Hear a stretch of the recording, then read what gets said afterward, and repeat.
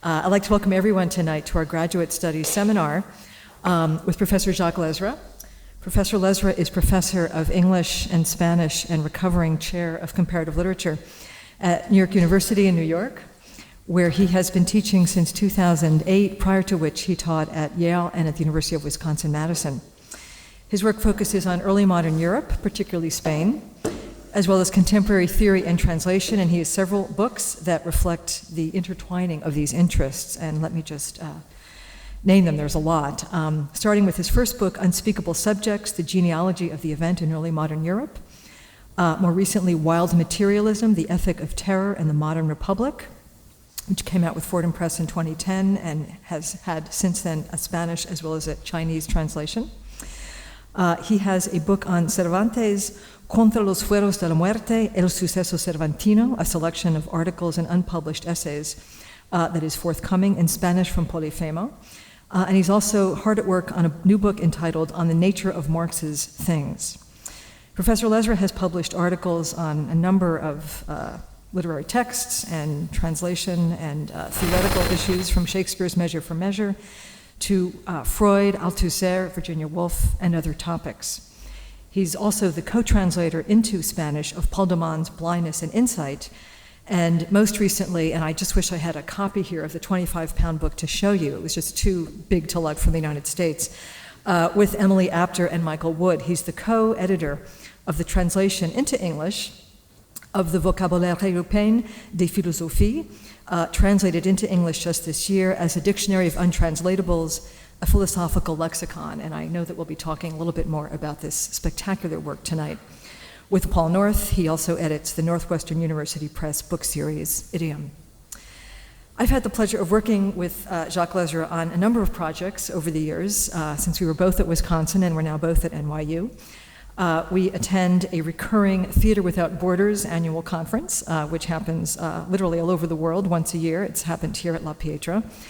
And a few years ago, he was a participant in a conference at the Folger Shakespeare Library on early modern translation, which was organized by Professor Karen Newman at Brown and myself. And our volume, which is coming out with the University of Pennsylvania next year, includes his wonderful essay called Puta Vieja on Contingency in Translation. So tonight, and I don't think it's any surprise, we'll be talking about translation, both about Professor Lezra's interests as a theoretical and historian, person interested in translation, but also obviously as a translator himself. And I thought it might be appropriate to just start with an image before he says a few words about his work, and then we launch into a somewhat less formal kind of event tonight, more a conversation than lecture, of the supreme patron saint of translation. This, of course, is Saint Jerome. He's here along with the so-called Madonna of Humility. This is a painting from the early 15th century by the probably Sienese painter, Benedetto di Bindo. And I really have to thank Alex Nagel of the Institute of Fine Arts at NYU for sending me this image. He said, I can't be with you tonight, but I want to send one of my favorite paintings. So here it is, in honor of Alex. But it's also in honor of all of those who translate, because St. Jerome, of course, the great translator into the Latin Vulgate of the Old and New Testaments in the 4th century, is the patron saint of translation. He's known for his many letters, of course, especially to women who, like him, were moved to become pilgrims in Jerusalem. He's known for his many treatises, and he's also known for his often, I think you can call them tongue-in-cheek comments on his own translation work and the poor condition of many of the manuscripts with which he was working. I think my favorite translation comment by St. Jerome is about his translation of the text of the book of Judith. And in his comment here, which I'll read, he's obviously punning on the fact that this is a work where the heroine cuts the head off of the tyrant Holofernes, who of course has been bothering her and bothering the town of Bethulia. So Jerome says this about his translation of Judith. I have given this an entire night's work, translating according to sense rather than verbatim. I have hacked away at the excessively error-ridden panoply of the many codices. I conveyed in Latin only what I could find expressed coherently in the Chaldean words. So here is a translator who basically is saying, you know, I cut off half the text just as Judith cut off the head of Holofernes, and rather than deal with the tyrant of the Chaldean text, I'm just going to kind of do it all myself.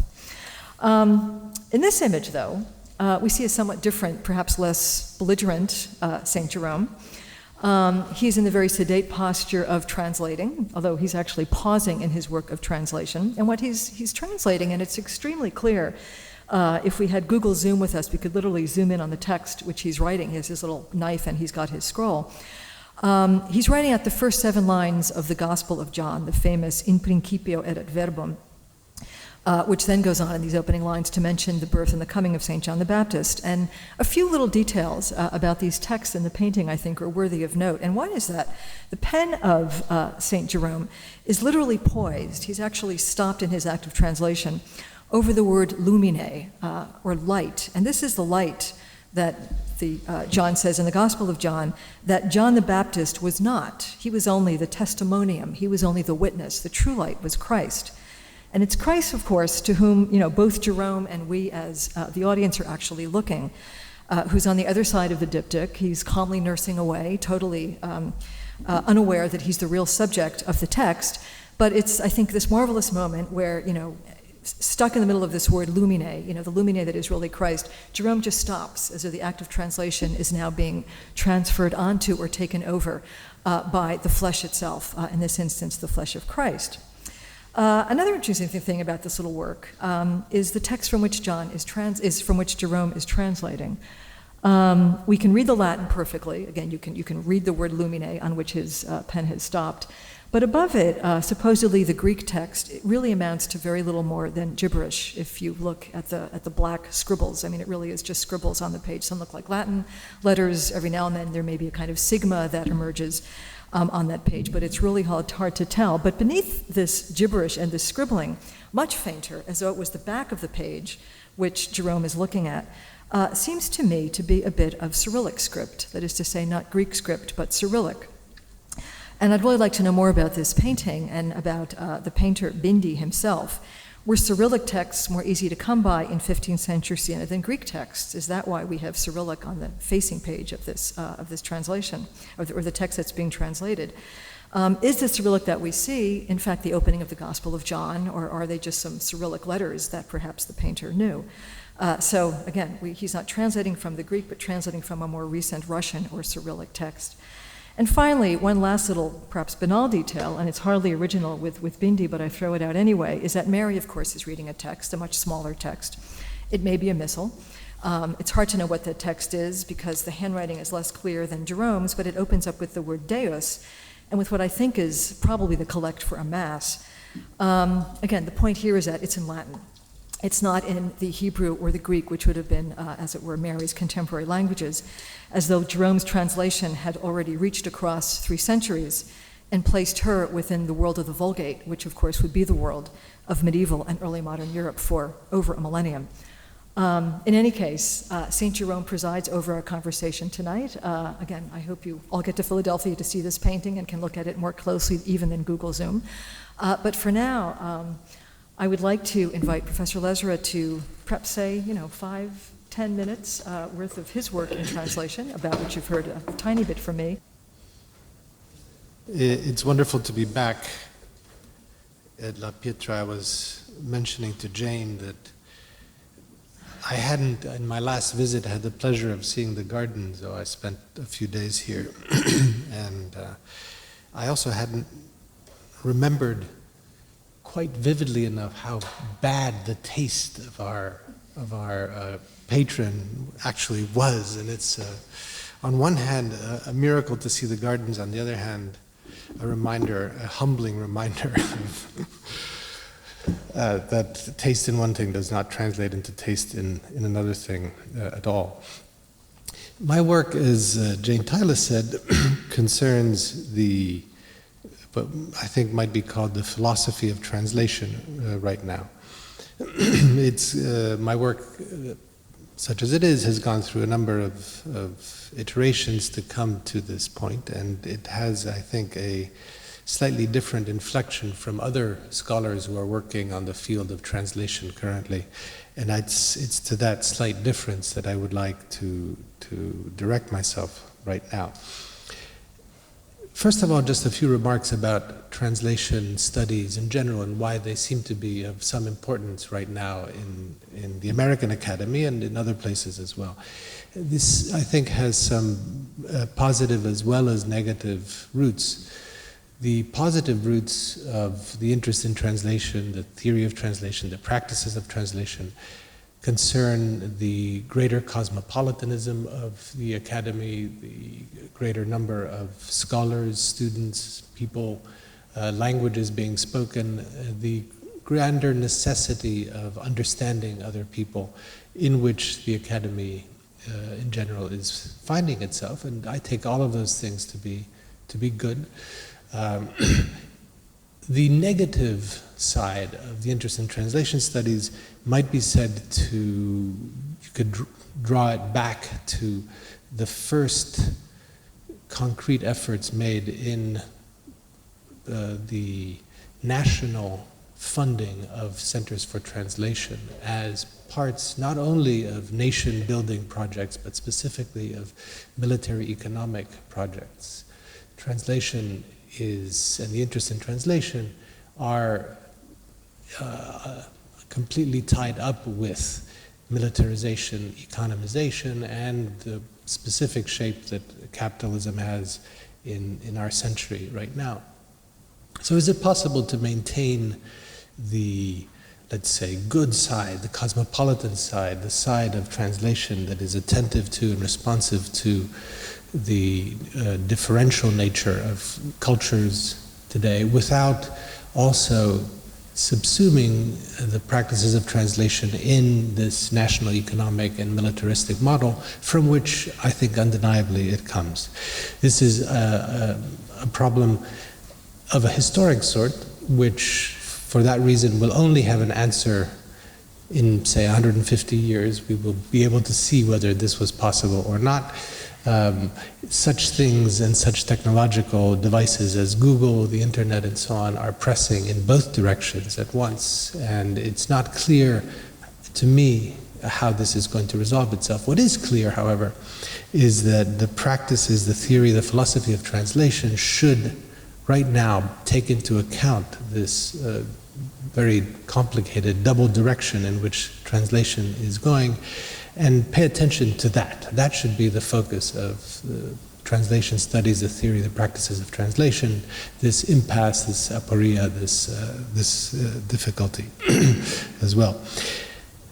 Part of what interests me is the long history of this problem, the long history of the problem of this double direction in which translation practices and theory go. And I would suggest that the concept of modernity and the concept of early modernity in specific is tied to the emergence of this as a problem. How does this occur? The period that we refer to as early modernity is a period in which we're getting the emergence of the institutions that lead both to the sorts of cosmopolitanism that I was just describing and to the national military economic forms that globalization takes today. It wouldn't be, it would be outrageous and absurd to say that all of those things, nationalism, globalization, economic depredation, cosmopolitanism, come out of the encounter between these two forms of translation, or these two directions in translation, rather than the other way around. But I think we could maintain that. What that would mean would be something like this, that in the period in which the press and the first capacity to divulge and to disseminate widely books in print, and in which levels of literacy begin to rise very, very quickly in early modernity, that at this point the problem of translation becomes an ideological problem of a sort that had not been seen before, but it also becomes a vehicle for the transmission not simply of specific elite cultural forms, but also of economic and mercantile products. At the same time, translation becomes a product, a merchandise, a commodity, with its own sorts of values and forms of value production and value accumulation. The presumption initially of translation was of a kind of universality of translation. Translation was perceived to be a universal good and universally possible. That's overstating things wildly. There are, at the same time as these universal and universalizing claims concerning translation, there's a set of limits that are placed upon the concept of translation and upon its range as well. Those limits seem to me to be absolutely crucial. We might call them principles or axioms of untranslatability that always accompany the correlative axiom of translatability. Everything is translatable amongst natural languages, except that there are certain things that aren't translatable. What are those things? They tend to change, and they also mark limits in some respects for the procedures of economic globalization, national globalization, militarism, and so on. So it behooves us, if we're critical of globalization in those rapacious forms, to think about untranslatability as one of the places where one could begin a critique of these larger concepts as well. What are they? Well, one of them is obviously this. As we saw from this painting, one of the persistent fantasies, persistent problems, is the fantasy problem techniques by means of which one might translate divine language into human language. These are problems of category difference. A divine language is language presumably that is not uttered in human time and therefore doesn't have the characteristics of human language. I think now of Borges' the Aleph, every word in divine speech would be every possible word. It would contain multitudes of worlds and so on. There's a seeming untranslatability that attaches to divine language, which is as old as the notion of divinity.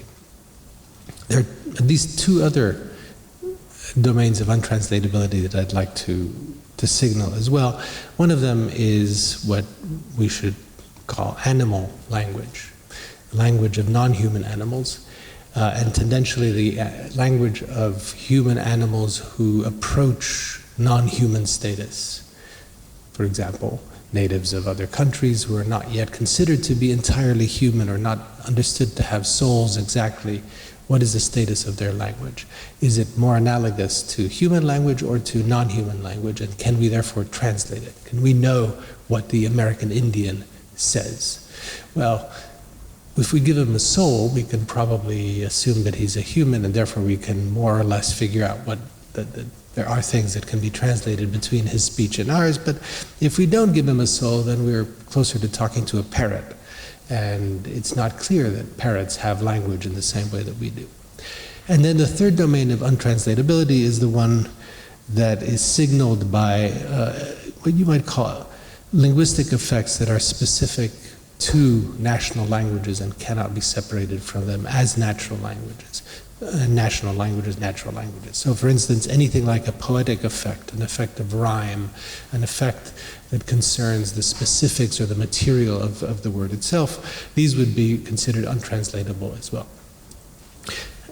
If you want, we can make a kind of scheme that says that these domains of untranslatability are persist to this day, that they persist in a tense and changing relation to the presumption of translatability, which itself also changes over time. It changes as the notion of culture changes. It changes as the notion changes as the modes of transmission of culture change as well. Today, what we have is I think, a rampant effort to plant the flag of universality under the colors of translatability. Translatability is universality, universality is translatability, and to some large extent, the accompanying principle of untranslatability, which to my mind is corresponding and correlative to it, tends to be forgotten. We want to be able to understand everything as translatable into human speech and all human speech to be translatable amongst human speeches. This tendency to foreclose untranslatability seems to me problematical Not simply because it sounds as though you're getting rid of cultures that might be very different, but because it indicates that we've misunderstood what translation is and what untranslatability is. So right now, just a couple of words about what translation is and what untranslatability might be, and then we'll have we'll talk. To my mind, the field that I am studying is not exactly an impossible, but a ridiculous one. It's possible because I'm employed to do it, but it's ridiculous because, and conceptually it's feeble. There can be no philosophy or theory of translation. All there is different pragmatic approaches to translation problems. So I can philosophize about that specific question, about the non-philosophicality of translation, but that's a second-order translation problem. It's not a first-order problem. I'm not doing philosophy of translation. There can be no philosophy of translation if by philosophy we mean a conceptualization of translation as a general set of problems or procedures at all. What there can be is the philosophy of the impossibility of the philosophy of translation. And that's what I do. As you see, that's ridiculous, but it pays my bills, which is nice. The reason that there can't be a philosophy or a theory of translation, it seems to me, that there's a way in which to say that there would be, or that there could be a theory of translation, a philosophy of translation, is to reduce the pragmatic element in the moment of translation to zero.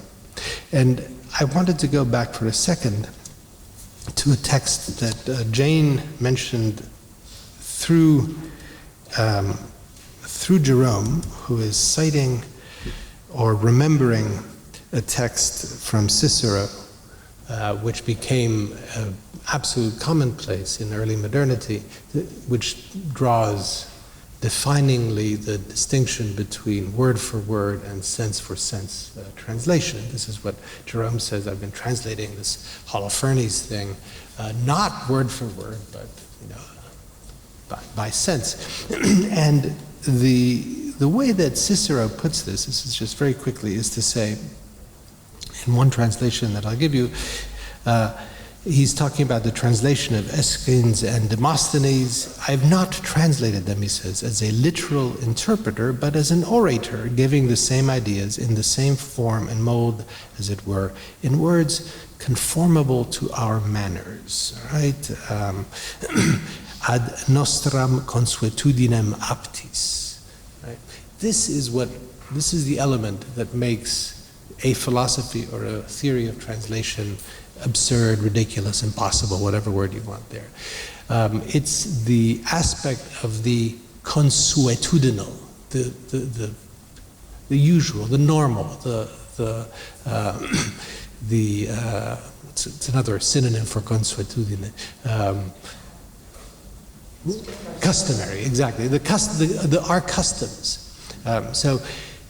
Because translation is on this description, whenever it's not completely mechanical word-for-word translation, and by mechanical word-for-word, this is what they mean. They mean keeping the same number of words precisely. It's a numerical issue.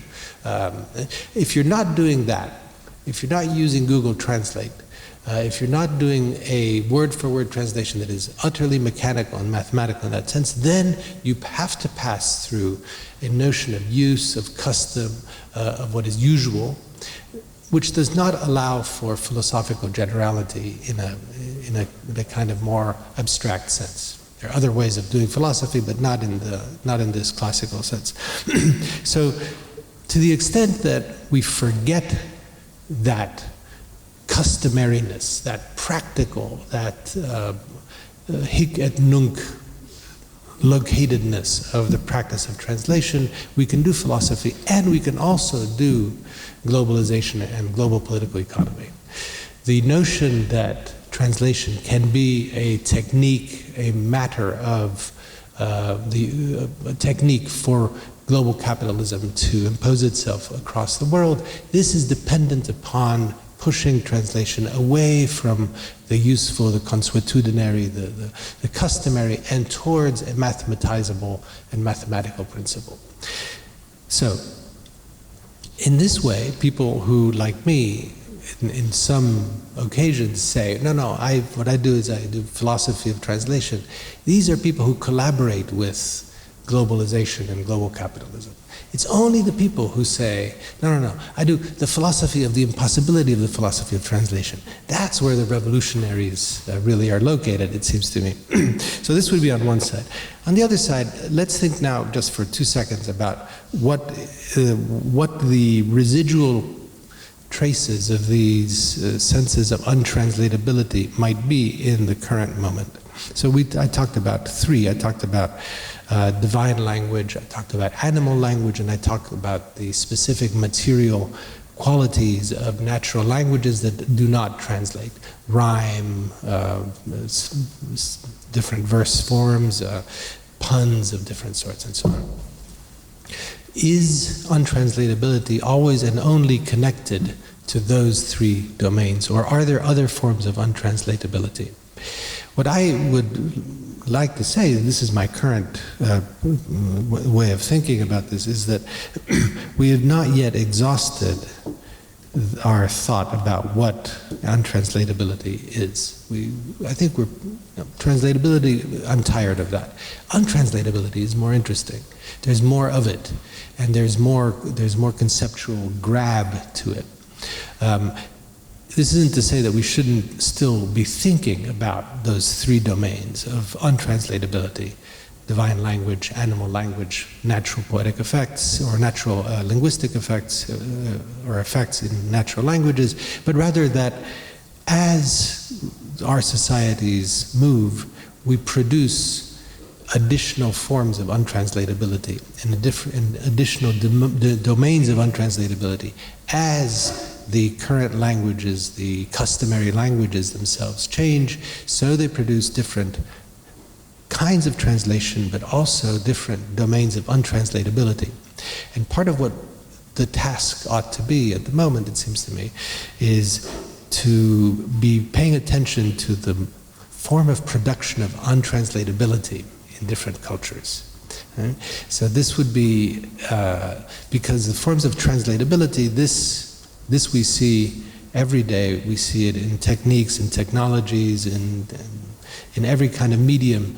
They depend upon the presumption of and the production of forms of translatability. What needs to happen as well, and this needs to be a discussion that occurs within the academy, but also occurs in the media and in political venues. How does one study and what does one do about the production of untranslatability and the customary rejection of untranslatability as a principle that accompanies globalization? I think that's a wonderful introduction to, among other things, the volume that you and Michael and Emily just finished co-editing and translating with a team of translators.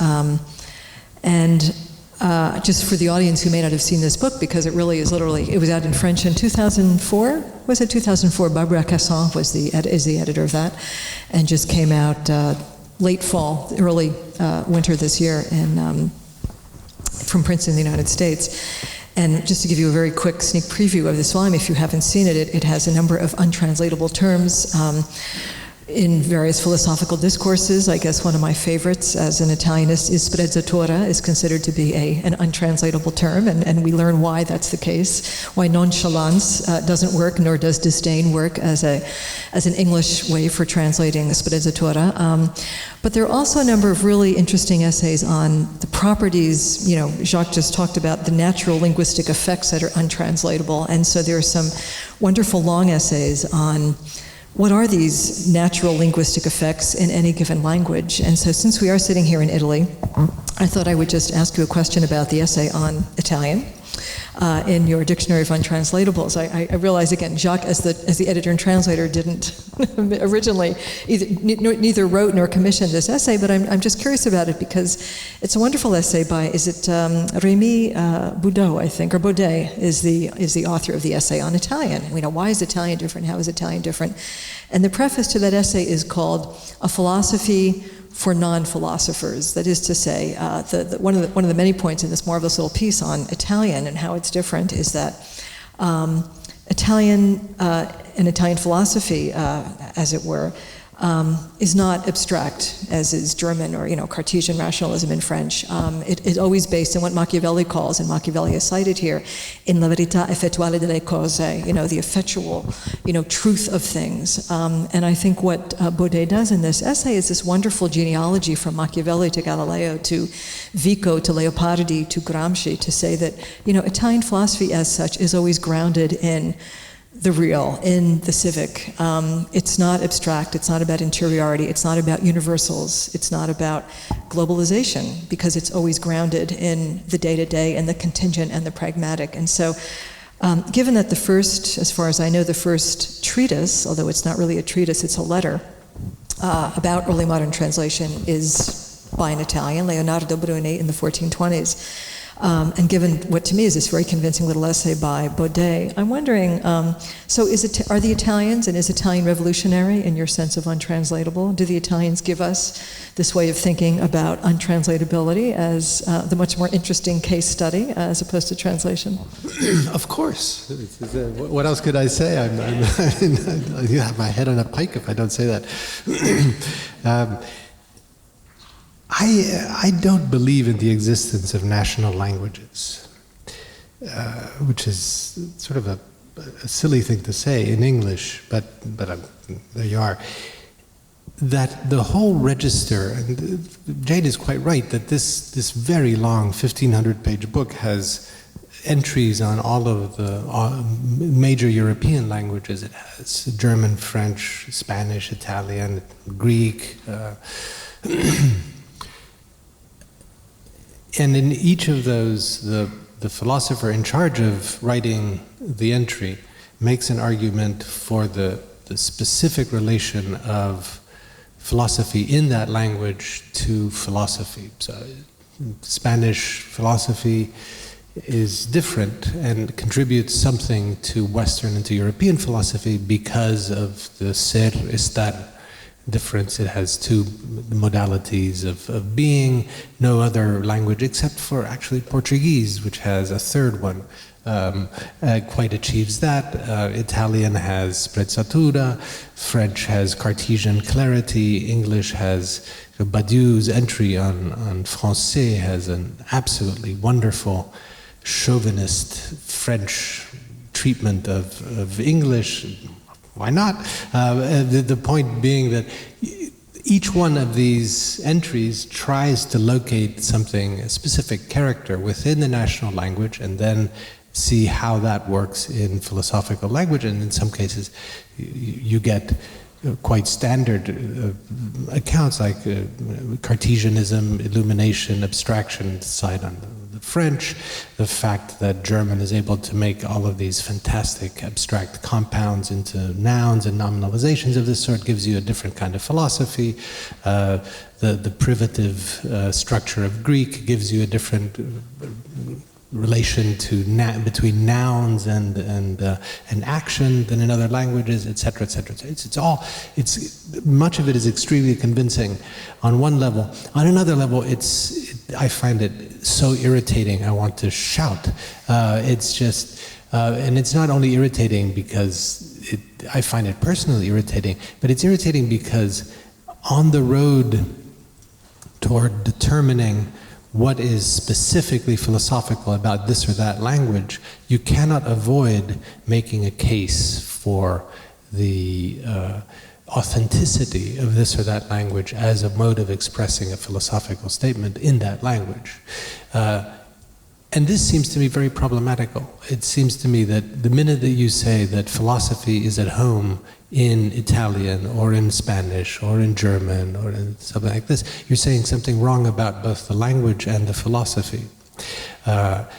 this isn't to say that there is a meta language, a language of languages, which is being betrayed on both sides, but rather to say that what goes with saying this statement is a properly philosophical statement in French and it's different in English is the battalions of Napoleonic infantry and the ships that subtend the national pride of England as well. You can't assert the specificity and the specific value of a national language without asserting the specificity and the value of the nation that it's built upon. And for that reason, I find, and similarly, you can't assert the specific value of philosophy without asserting the specific value of philosophy over other non-philosophical forms of speech. Right? So I find it very problematical to that whole register of these things is the part of the dictionary that aggravates me the most, that gives me allergies and hives, but it's also one of the ones that Barbara Cassin, the initial editor, absolutely will not give up. She just won't give it up. So I've talked to her about it and say, Barbara, I'm really allergic to these things. I have like a peanut allergy to these. She says, no, we have to put them in. And so much so that as the volume gets translated into other languages, so that there's a Chinese translation being thought of, the English translation is just out, there's an Arabic translation being done, there's a Ukrainian translation, Brazilian. Some of these translations are picking up different parts of this massive volume. And there's at least one that's only picking up these stupid national language things, right? Or maybe it's, I don't know, I have such an allergy I can barely think about it. So it may be that what's happening is that it's coming out in French, just like that. It's called philosophie en langage or en langue or something like this. So on one hand, yes, of course, Italian is the revolutionary language, as it should be. It's a kind of a Garibaldian language, absolutely. But but you're pressing me too hard on that one, I think. Let's move away from the allergic. What about the volume do you like? What impresses you about it, and why should we? I know I have run and bought it, and I'm going to get it for the library here at La Pietra. But what do you see as its revolutionary, or at least kind of most provocative potential? One of the great dangers is as the world goes, it's a very small danger. Ebola is a much bigger danger than this, for example. But as academic dangers go, one of the strongest ones and most pressing and urgent ones is the sense that a term, a class term, a universal term, a general term, means the same in one context as in another context, in one language as in another language. And that horizon, that thought, means that one loses an enormous amount of the density and the history of specific terms, and loses some of the specific ways in which a particular term, I'll give you some examples in a second, might have been used in one moment or another to one effect or another effect. And the result in consequence is not only a kind of flattening of the current use of a term, but a flattening and an impoverishing of the conception of the history of the uses of that term, as if Geist or spirit or anima meant the same thing and had always tended in the direction of coming to mean the same thing in the 20th century and the 21st century. So then you would only always look back, say, to a medieval treatise on anima as it relates to its becoming Geist or its becoming mind or something like this. What the Vocabulaire does is to insist on both things. That is, it insists both on the way in which terms come into contact and into relation with one another in the present and on their differential pasts. It allows you to look at what a philosophical argument might think is an incontrovertibly universal term, like truth, and find in the English word something very different from the Latinate versions and very different from the Greek versions as well. And to find it not just in our contemporary uses, but also in the history of uses as well. So it's a volume which I think has the effect not only of possibly clarifying linguistic usages in the present, and thus of making it much more difficult to subsume differences within apparent similarities, but also of redifferentiating a past history of uses in which the words had not yet achieved the kind of linguistic affinity that we imagine them to have today, and which we read back on them all too often today. Again, it's a wonderful text, which I know if you can get it, it is an incredibly useful resource as a kind of narrative etymologies without, as you're saying, a kind of Whiggish cast to the etymologies themselves. Jacques, as I started saying out, as I was introducing you, it looks like some of your earliest, and maybe to date, and correct me if I'm wrong, only sustained translation work was your translation of Paul de Man into Spanish. Have you translated anything? Book length? Translating yourself, okay. Well, I can ask you about that too, but well, I guess I have two questions coming from your own translation work. One is, to what extent working on Paul de Man has shaped your own thoughts about a non-philosophy of translation, I guess I would say, or at least where you are now. I realize that you did that some time ago. And secondly, were you to translate a literary text now, what might you consider doing? What would be at the top of your list? Yeah, okay. The volume that I translated was the second edition of Paul de Man's very important work, Blindness and Insight, which, among other things, had a few essays of his that he had translated from French back into English. There are two things of interest, it seems to me, about that translation. First of all, I did it jointly with a friend who's since died. And what was interesting about that, I always think that translations should be collaborative in some way. It's for one thing, translation is very boring, and it's always better to have somebody in the room to get angry at when you're doing it. But the specific shape that this translation collaboration had, I think, is one that would seem to be a problem, an obstacle from the start, but actually ended up, to my mind, being quite an interesting element of it. My friend Hugo, who translated it with me, was Puerto Rican. His Spanish was Puerto Rican Spanish.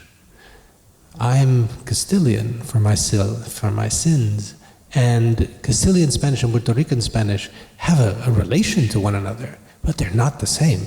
And they have different, as it were, critical and philosophical traditions, so that they actually don't marry very happily on some quite important issues. Part of translating is recognizing that the language that you're using as the language into which you're translating is not one, but often retains the traces of a great number of different histories and problems, and indeed battles and colonial enterprises, as in the case of Puerto Rico and Spain. And that was manifest in this collaboration, in which I would propose a sentence, and Hugo said, that doesn't mean that at all. What do you think? What are you talking about? And I would say, yes, it does mean that. And he would say, well, not in Puerto Rico, it doesn't mean it. And I would say, but it does in Spain. And vice versa. He would say, blah, blah, blah. And I would say, oh, for heaven's sake, that's completely unintelligible. And he would say, no, it's not. This is how we say this in Puerto Rico, in San Juan. And I would say, yeah, but you say that in Madrid, and they'll laugh you out of the room. So part of the issue in that translation was a negotiation of something internal to Spanish, that bears the traces of Spain's own long and very complicated and rather painful history of colonization and decolonization as well. So that was the interesting thing, one, and I would counsel people who want to be translators to go that route. Find somebody, if you're translating into English, find somebody from an Anglophone but different tradition and translate together, and then beat yourselves up over the difference between Jamaican English and New York English. That will tell you an enormous amount about the ideology and the mechanics of translation. So that's one thing. Thing two had to do with the content of the book. In Blindness and Insight, this is an early book of what you might call rhetorical deconstructive criticism. De Man lays out a set of hypotheses concerning the relation between critical insight and critical blindness. Critical insight, those moments in which the critic understands something and is able to put together an argument concerning the text that he or she is reading, and they tend to depend, De Man argues, upon moments of equal blindness. The relation is not one in which one substitutes for the other, insight for blindness, blindness covering up insight. They are nested one within the other, and they're not even dialectically related. They are a constant, they're a movement of constant communication between these two domains. This is true in translation as well. A good translation, a translation that works, that works towards the customary, that makes us understand and so on, is also going to be based upon blindnesses, mistranslations, over-translations, under-translations. And a bad translation will always have good, better than good, in fact, perfect translating effects. And seems to me, this is not something that I understood at the time that I was doing the translation of Blindness and Insight, but I think, Jane, you're right to ask me the question, because my thinking about translation now has to do with ways in which a bad translation is better than the original. And so there are many, many cases. I can give you an example. There's a really bad translation of a little section in Volume 1 of Capital, in which one of the first translators reads a moment in Marx in which he says this or that is sonnenklar. I can't remember what it is exactly. I should be able to, but I don't. So clear as daylight, clear as the sun. So this or that thing is just absolutely clear as the sun. And this is what the translator puts in. But it wasn't sonnenklar, it was sinnenklar, right? So it was as clear as sense can make it, as a sense can be. But sun is better because it lines up better with a whole set of figures and tropes and calendrical images in Marx than the word sense does. Right? Marx is not thinking about sense. He's thinking about calendars, he's thinking about heliocentric systems, he's thinking about the theory of gravity, he's thinking about rotation. He's making a cosmological argument rather than an argument that concerns semantics. So a bad translation, in this case, is better than Marx's word, right? And if you start, this is like paying attention to untranslatability. If you start paying attention to the ways in which a bad translation functions as a symptom of something better than the original, regarding the original, you can make quite extraordinary arguments. You can, sometimes you make absurd arguments, but sometimes the arguments are very good and very interesting ones. But what has to obtain for those arguments to work is the disposition toward looking for the blindness in the translation and for the blindness in the original that finds its expression in the bad translation. Oh, my favorite. Oh, well, so, well, as it happens, when I'm not suffering the miserable task of translating myself, I'm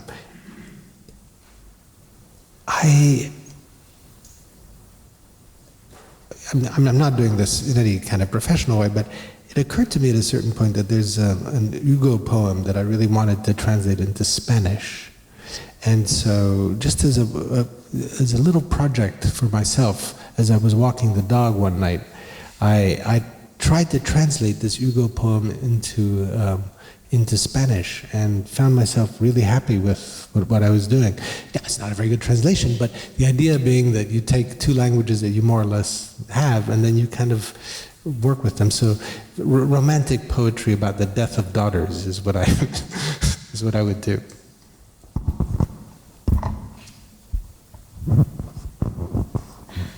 I have many more things I could ask, but I feel like I've monopolized a lot of your time, and I know that there's probably plenty of questions from the audience. Can I,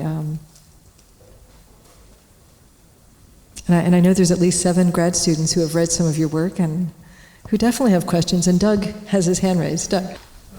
In your work, you give a pretty lengthy and good economic comparison with translations. And you give an example. I think you're using economies of scale when you talk about global exchangeability and the universal translatability. Excuse me. And then you give an example with widgets, but you state traditional commodities become information commodities that serve simultaneously as the descriptive means for seizing global capital as the normative way of promoting it. I was just kind of hoping you could elaborate on this statement and give maybe an example of it? The argument is both an argument by analogy and something a little bit stronger than that. So the analogic side of the argument goes something like this. The current regime of capital that we're in is based on credit, and it's based on import-export differentials, so that this object can be produced over here and sold in this market for the profit of this third country, and which is then becoming a service economy, for example. That procedure of transference of locus of production, locus of consumption, and locus where the capital resides is an analog, I'm saying, to the way in which language moves in a global economy. It doesn't have a home, it gets displaced from different places.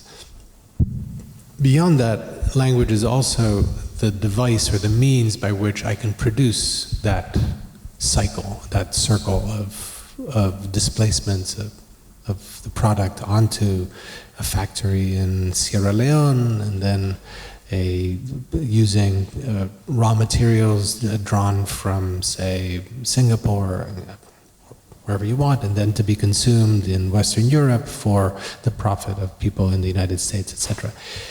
In order for this to happen, I have to be able to go to these different countries and explain not only what I want to happen, but why it would be good for it to happen in this place. So the conception of translation is tied necessarily to the possibility of exporting, importing, and creating forms of circulation. So the nature of the argument then becomes, well, wouldn't we then say that translation is a device, a commodity, something else, which at a different level also has value, because it produces the value of my capacity to market this thing over here, this widget that's produced here or here like this, and so on. Translation itself becomes something that has a value, and it has a value, or even a meta value, a super value, in as much as it is not only something that I can sell. I sell myself as a translator, but it's also valuable because it's the foundation for the global economic set of exchanges itself. The argument becomes hairy at the moment when an issue of regress is introduced. So that for me to explain to my colleagues in this or that place why it is that they should make this or that thing, I have to say, well, I want you to make this thing. We should make it for about this much money, because in the United States, people are going to buy it for about this much other money. And because I'm going to pay you this much salary, and so on. Why are people in the United States buying this object? Why does it have that value? Well, that's a different level of question. It doesn't really matter why they do. You just have to assume that they're going to buy this thing over here. But what it is that this thing is, when I point to it and I designate it, look, this thing, we're going to make this thing here. That itself seems to be a moment in which translation hits the rock of my indicating a thing itself. Right? So it's as though this system of exchanges and substitutions and translations, at the point where I have to hold up the object to be constructed, stops, and you have to have that moment in which you have the thing and you hold it and you say, this is the thing I want you to make here. So on this description, translation is a vast system of substitutions that underlies a vast system of global economic moves, all of them based upon this one moment in which an object is held out and said, make this thing here. That interests me, because it indicates a kind of tension between a principle of universal translation and a principle of absolute specificity. Right? Absolute specificity is, this is the thing I want you to make. Absolute translation is, and it has to have value and acquire value in all of these different forms, in all of these different places. It has to be translatable. But this thing here is completely specific. Are we talking about a relation between untranslatability as absolute specificity and translatability as absolute circulation? Yes. But what is that relation? And that's where that interests me. The market would determine the value of the widget. For the value of, when you were speaking about translations, what would determine that value, or where does that specifically come from? Yeah, that's a wonderful question. So, I think there are two answers at least. Answer one is that the value of the concept of translation is determined by globalization and the global economy. It's recognized that translation is a technique, a device, an instrument in the production of global economies. But at the same time, it's not the same thing to be translating Chinese, which is a vast market, into English, which is another vast market, or is the language of a vast market and the language of another vast market, as it might be to translate Basque into, give me a good example of a really small language. Lithuanian, Andorran. If Andorra had a language of its own, into Andorran, right? So a very, very small language. So the specific value of a natural language and the specific value of the translation between natural languages is to some extent keyed to the economic potential of that language as a market language. So here we have another kind of interesting problematic, because in principle, translation is a value, a commodity that underlies the whole system that we call global capital, but it has a differential value as well, in the same way that, for example, you might say, bread is a universally valued commodity, but baguette, that's really good bread, right? And so it has a slightly higher value. Another place where a kind of differential occurs has to do with the perceived cultural merit of this or that language. So for instance, French, since we're talking about baguette, French is a much smaller market, globally speaking, than Spanish, but it has much more cultural cachet. And for that reason, as it were, the economic value of French translation is higher in some respects than the economic value of Spanish translation, even though the potential market, economically speaking, for Spanish is much higher than for French, by a factor of maybe 5 or so. Yeah, so I'm a translator myself. I've translated poetry from my mother tongue into English, from Dutch into my mother tongue, from German into Italian, and vice versa. Never big volumes, but just, pieces. So I agree with you that a philosophy of translation is not possible, but I want to ask you whether you consider an ethics of translation. I think probably so, but it's a very tricky question. So here's one way in which you might imagine an ethics of translation.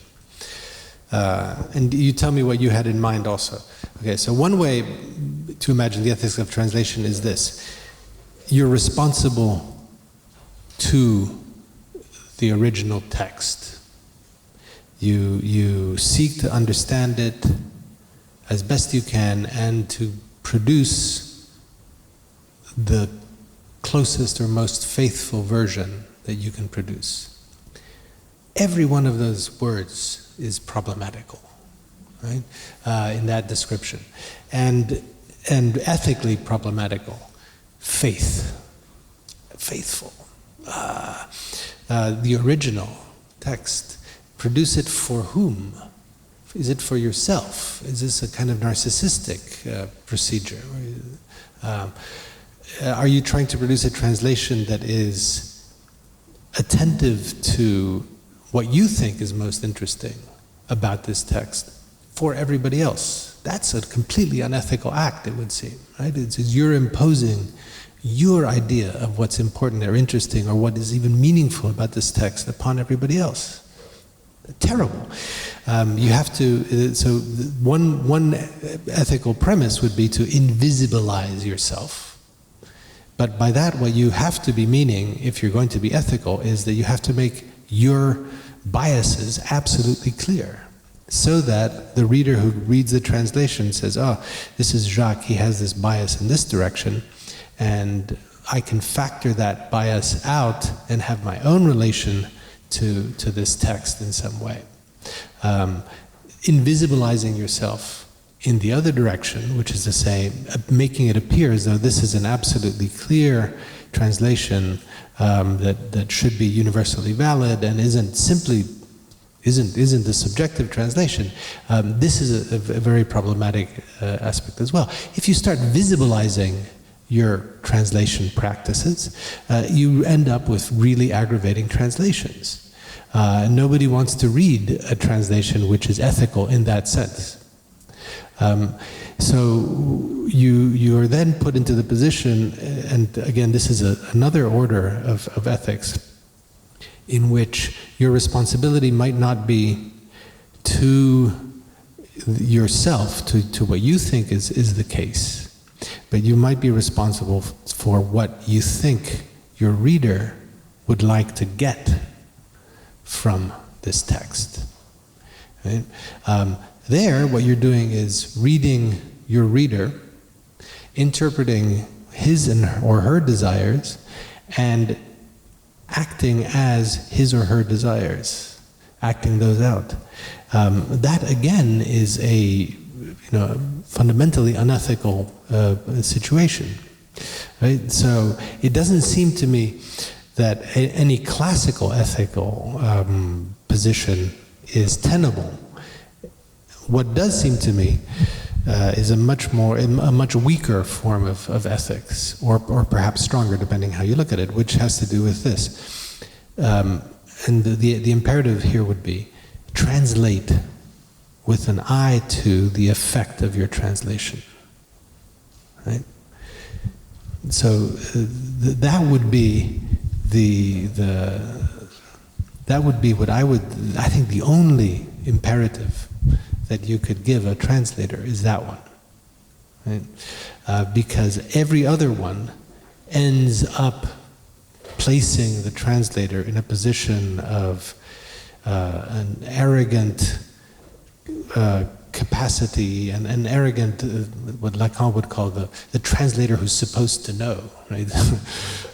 He's supposed to know what the original meant or what the reader desires, and he's supposed to know what he himself believes to be the case. All three of those things seem to me quite impossible. The only thing that you can be attentive to is the possible effect of the translation. That's where I would put it. Could you call it a Machiavellian ethic then? Because you just said an eye on the effect. And that actually had a thought when you talked about the bad translation of Marx, which becomes a good one. Of course, in the notorious mistranslation, really, of what's it, Chapter 18 of The Prince, which is not exactly the end justifies the means, but it's Janie or other people on this, it's an occhio verso la fine. It's pretty close to what you just said, an eye on the effect. And the prince has to aim at the end, but it isn't. He doesn't say justify, Machiavelli. And usually, so I wanted to ask you about that too. Has that become a good translation because it then becomes kind of a code for Machiavelli, even though if it's a misrepresentation of Machiavellian thought? And then, really, just this question of ethics: is there this more pragmatic? What Jane was bringing up about the Italian contingent material, this Machiavellian. I think Machiavelli's a lot in this conversation. I just want to bring something. Part of the problem with the prescription that I gave, and the reason for it, that it has to be vague and has to be simply keeping an eye on something, is that the criterion of effect is a terribly, terribly weak and problematical one, and yet it's the only one that we have, it seems to me. So, keeping an eye on the effect. So you can imagine this sort of thing. When Lucy Hutchinson translates Lucretius into English, De Rerum Natura, she takes the word simulacrum from the Latin and turns it into idea or image. Right? She's doing something that, to her mind, is correct. And indeed she's catching some of the Epicurean background in Lucretius quite well, even though she's not probably aware of it. But she's missing something, right? And she's missing something about the word simulacrum that brings it closer to similitude, that she doesn't get through idea or through image either. And this is going to have very serious consequences for the way that Lucretius is then read in English subsequently. But she couldn't know that it was going to have those consequences because she wasn't clairvoyant and looking ahead to the late 18th century and so on. So she's doing, as it were, the best she can, but perhaps a kind of ethical maneuver in that point. This is why my own translations are really horrible. But she could perhaps have put in like 3 or 4 words. This is what I tend to do. It's just like, okay, so it's the simulacrum, the membrane, the hymen, the idea, etc., all of these things that are there in the Lucretian original, that she compresses into a single one and gets a very good translation, but that has tremendous effects down the road. So what is she supposed to do? Simply to keep an eye on that possibility means to keep an eye on that possibility, on possible outcomes of choosing one word or one turn of phrase over another phrase, I think gives you a stronger translation, or at least it gives you a translation that's more ethical in that sense. but it's a very, as I say, it's a very weak way to proceed, among other things because effects never end, right? And the effects of her translation in the year 2014 are not the effects of her translation in the year 1789, are not the effects of it in 1848, etc., etc. So knowing how to stop counting for effects is highly problematical. Now, this is a problem that's not new to ethicists at all. Consequentialist ethicism or ethics will take account of this and say, well, this is where a pragmatic element enters, and you say, well, I take account of the effects up to a point, up to the point that's reasonable and plausible, and then I stop. And this is good. This is, a good pragmatic ethics, but it's not deontological Kantian ethics at all. You just can't have that for the translator. You can have the pragmatic ethics of looking for effects, and that's about what you can do. I think one of the key terms also here is manipulation. And in fact, one of the major schools of translation studies has been nicknamed the manipulation school. And a very good example of this, how ethical it is, I'm not sure. And it would concern Dutch and German. That is, deliberate manipulation. The diary of Anne Frank, which, of course, as you know, was written in Dutch, was then after her death, it was translated into German, and the translation was supervised by her father. And in the diary, she says something pretty nasty, obviously, about the Germans. And the small change that was made, that the was changed to those. That's all. Not the Germans, that is all Germans, so which would not have been appreciated by the German readers, post-war German readers of the diary of Anne Frank, was changed to those Germans, that is the Germans who were in Holland at that time, the SS, the Gestapo, people like that. So tell me what you think about that. Was that an ethical manipulation or a non-ethical manipulation? It's interesting. So it seems to me that there's an interesting tension here between, on one hand, the principle of consuetudine, of custom. So in this culture, it is X or Y thing would be customary. So when I'm translating into that culture, I'm going to use a customary word for that culture on one side. And then on the other side, the principle of accuracy, you might say, or even intelligibility, where you would say, well, this term is more accurately rendered X, even though customarily in the target culture it could not be rendered that way and be intelligible or occupy the same place in the cultural field. And there, in that case of tension, again, it's a pragmatic issue that you're dealing with as well as an ethical one. Substituting the word Palestinian for the word neo-Nazi seems to me to be something that might have been customary or plausible thing to do customarily at one point, and much less plausible at another point, and quite detrimental politically in general, it seems to be. Yeah. No, I understand. Now it would be quite a bit different. No, I understand. But so suppose that the purpose of a translation is not to produce intelligibility or to produce something that fits well with the customary, but rather part of its purpose is to estrange the customary from itself and to reveal unintelligibilities within the target culture.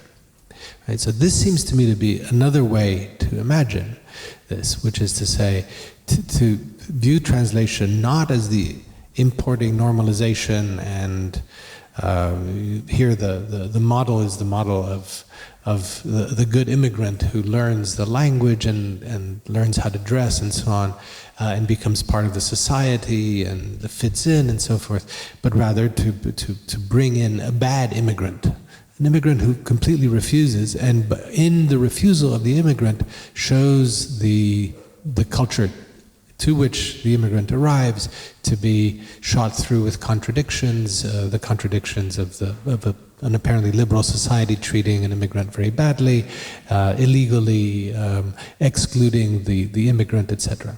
That seems to me to be an ethical position for a translator to take, right? To say, my translation is going to intervene in the target culture by showing its unintelligibilities, by showing how it is an incoherent and an unprincipled state that thinks or that it's coherent and principled and sells that image. Right? So that seems to me a way that one could proceed. It might not sell very many books, and for that reason, depending on the book that one was trying to do it with, it might be counterproductive in another ethical sense. So the situation is extremely messy. I'm afraid my observation is quite banal, but speaking of the ethical aspect of translations, I was wondering, don't you think that the first obligation of a translator should be to be aware of the contingency of his or her translation? In other words, in Italy, this is a very Italian point of view, but in Italy now we are flooded by a new wave of translations of classics, modern classics, contemporary classics, which had been read for a while in quite beautiful translations. All of a sudden, it seems that the market needs new translations of classics. So, for example, we had for years a beautiful translation of Mann's Zauberberg. It was the La Montagna Incantata. All of a sudden we have Colorni translating it. It became the La Montagna Magica.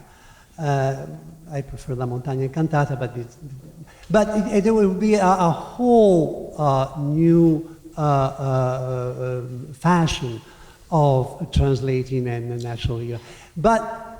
And even, for example, I saw in New York, I don't remember the name, very recent translation of the Divine Comedy, just for a change, from by a young, I think, American scholar, a woman, who translated it, and she says openly, I'm sorry, I don't remember the name, this is a very contemporary translation. I know I'm using a language which is more a slang than a language, but this is an ephemeral translation, and very aware of being an ephemeral translation.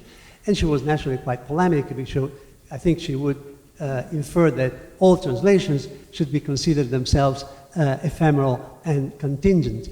So, because probably this is true only for literary matters and literary works, because naturally Dante is Dante, Shakespeare is Shakespeare, they don't move, but we move, and the translations move with ourselves.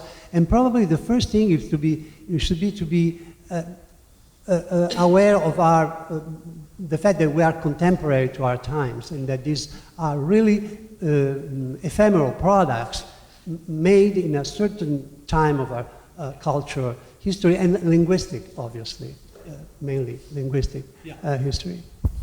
I completely agree, and I would add as well that there's another sense of the word contingent that we use in markets is precarious, economically contingent. It's the economics of translation is a very, very important aspect of the procedure that needs to be factored in as well. So translations, we get new translations not only because the language changes, not only because, for example, people reinterpret Dante or reinterpret Cer-vantes or whatever it is, and that changes the nature of the text in such a way that we need something new. not just because we have new slang in 2014 and people will not understand it if it sounds like the 19th century, but also because there are publishing companies that want to hang their book series on a classic, and they need a new translation for that classic. And the economics of the book trade is such now in this era where the print trade is disappearing that the drive to retranslate the classics is almost, it can't be separated. Its economic logic can't be separated from these cultural logics and these other logics as well. That has to be taken into account as well. And this is a case where a translator, in perfectly good faith, approaches Farrar Straus-Giroux and says, look, the Quixote, I don't like the translation, the last one, let me do one for you. No, she's acting in a absolutely transparent way out of the goodness of her heart. She really wants to give a new translation of Don Quixote, but the reason it's picked up and the reason it's even a possibility has to do with the book trade and the book market. And in some way, her translation is enabled by a situation in which there's a shrinkage of the market, and certain classics which have an established and an increasing value need to be used as the vehicles for maintaining the profits of this or that publishing house. That aspect has to be there as well. And I think it's still the case to play on, our Italy-American distinctions that fewer than 5% of the books published in the United States are translations, where I think in Italy it's 40%. So, and many of the 4% of the works in the United States are works that are classics translated and retranslated. I think it's Mary Jo Bang is the woman who did the Dante in slang. And having heard her do a reading of two of the canti at St. John the Divine's last Good Friday, I decided I would go back and read my Alan Mandelbaum Dante. Good effort, and she did get a good press to pick it up. But, well, I hope, speaking of classics, and I know that the Dictionary of Untranslatables will be a classic, even as it continues to resist being translated, as it should be, as it goes into Ukraine and China and Arabic languages and who knows where else. But Jacques, I want to thank you for a very fun evening. I'm glad that you liked our more informal setting tonight, and I'm glad that Jacques was open to it. I want to invite everyone downstairs. True? Yes. Just want to make sure we do have a reception downstairs where you can talk to Professor Lezra at greater length. And thanks everyone for coming, and thanks to Jacques Lezra for being with us tonight.